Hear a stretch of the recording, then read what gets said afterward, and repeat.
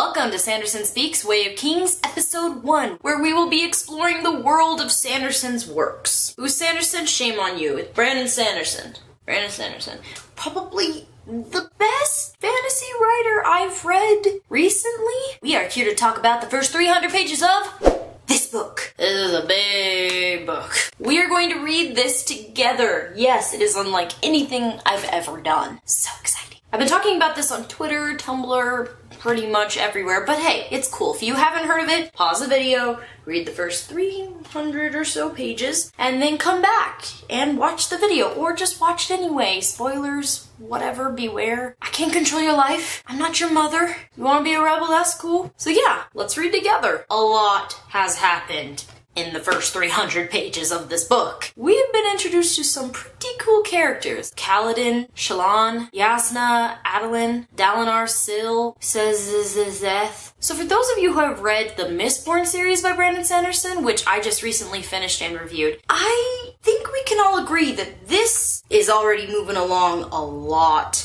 quicker. The pacing is very impressive and just fast. Whereas Mistborn kinda had to slow down and take its time. But these are two different book series. Mistborn had a really complicated magic system, I guess you could call it, that took a lot of explaining, and Sanderson couldn't really skip anything because that would cost him some major plot gaps later in the rest of the novels. And honestly, this is a longer book, and the second book is, by my understanding, even longer than this. So he's kind of got more time to explain all the magical systems and politics and religions and whatnot. Whereas Mistborn kind of had to shove it all in your face in the first 5 chapters. Anyway, why am I talking about Mistborn? Whatever. I'm really interested in Shalon and Kaladin right now. Less so in Adolin and Dalinar. Jordan disagrees. He thought that Dalinar and Adolin were the most interesting part of, the section I'm reading. But I found Adolin and Dalinar's parts to be a little bit repetitive. Dalinar has visions. You're changing, Dalinar. You're not the man you used to be. Father, you're sick. More visions. You're different, Dalinar. You're not the same. Father, you're old. Minds get weird when they're old. So basically, Dalinar's the only one talking any sense and nobody's listening to him.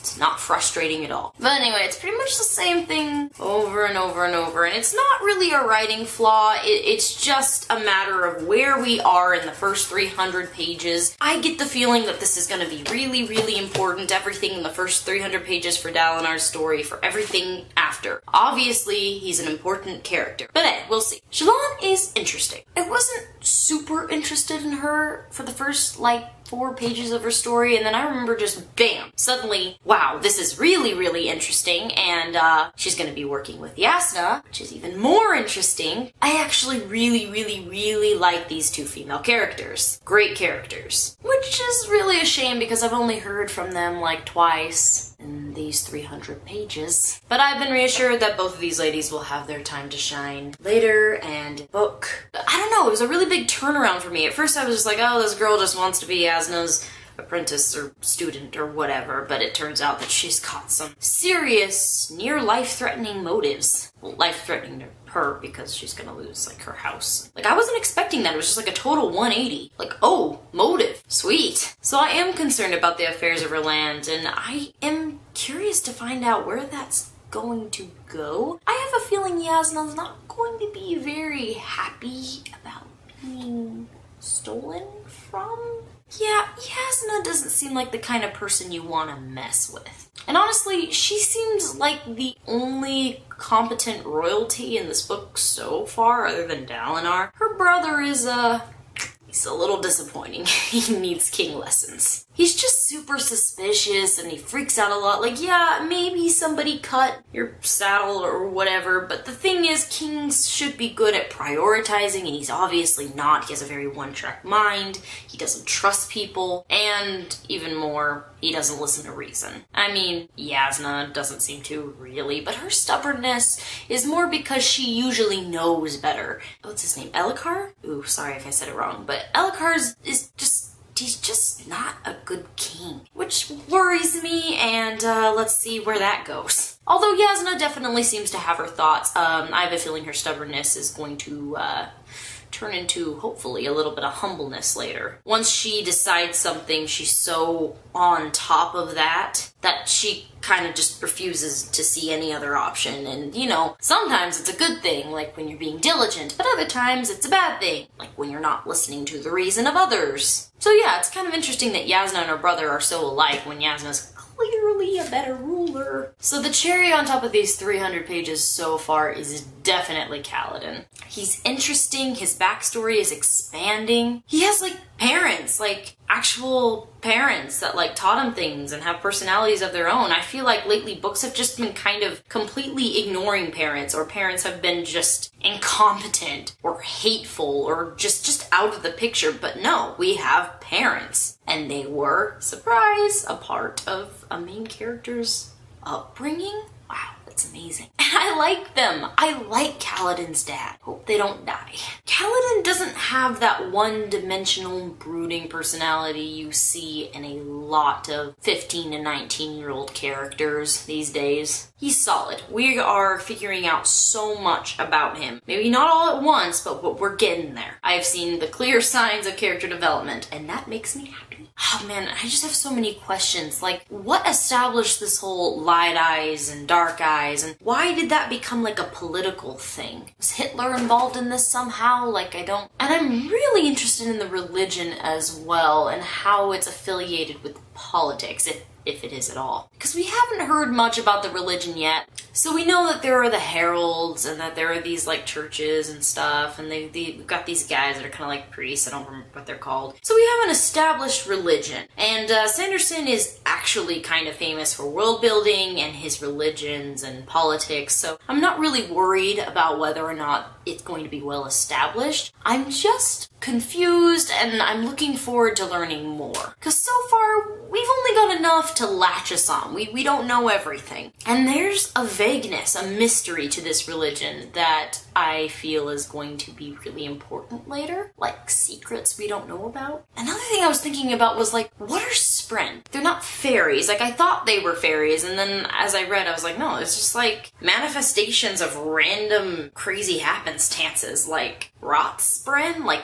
when your wound is rotting, little rot Sprin will come and make it worse, apparently. But Kaladin's, like, talks and stuff. Syl is hilarious, by the way, and I love her, but what are the Sprin? What do they contribute? Where did they come from? And going along with that, the chips, the diamond chips that Kaladin had at one point. The light had faded from them. And I feel like, you know, Kaladin always gets these surges of power. I wonder if it has anything to do with these little orbs he carries around. Like, is there something in them that fuels his power? You know, his physical strength and his mental strength. I don't know. I have a lot of questions. There's a lot of stuff being set up right now. Also, who did he kill? Why? So it seems interesting to me that the reason why he found himself in this mess is because he killed a man. And then we just found out at the end of the 300 pages, that apparently he was congratulated for killing this man and offered a gift, which he rejected. And that is how he landed here. Interesting. What do you want to bet it's a Light Eyes that tried to give him this gift? Light Eyes don't